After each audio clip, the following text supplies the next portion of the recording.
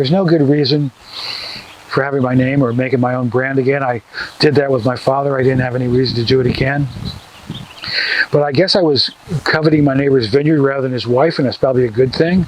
And I knew this Cabernet vineyard within a driver from where I was living with my folks at the time for 14 years up in the Eastern Hills would make some great Cabernet. So when I had a chance to tie up the vineyard, I did, and that was the 2000 vintage.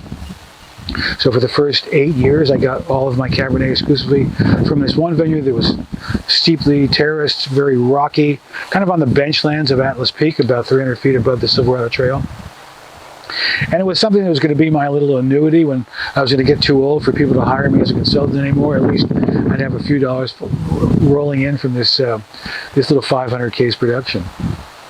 Never turned out that way. I really haven't made a profit yet for this wine, but I've had a lot of fun. It's morphed into a Napa Cabernet that's always 100% or pretty close to 100% Cabernet, but Cabernet from 3 or 4 different vineyards now. The main one right now is from Mount Veeder, still getting some off the benchlands of Atlas Peak, getting a little bit from Coombsville, and a little bit off the top of Howell Mountain. So it's been a lot of fun to make. It's still the mainstay, although we started making a little Pinot Noir from Anderson Valley. I always wanted to make Pinot ever since Tony Soder, who was my consultant at the Pepi winery, he started making his Etude Pinot there, an iconic brand from California. And so I got a feel for how Tony made Pinot Noir. Now, I wanted to make a similar style, and it was either going to be from Anderson Valley or Sonoma Coast.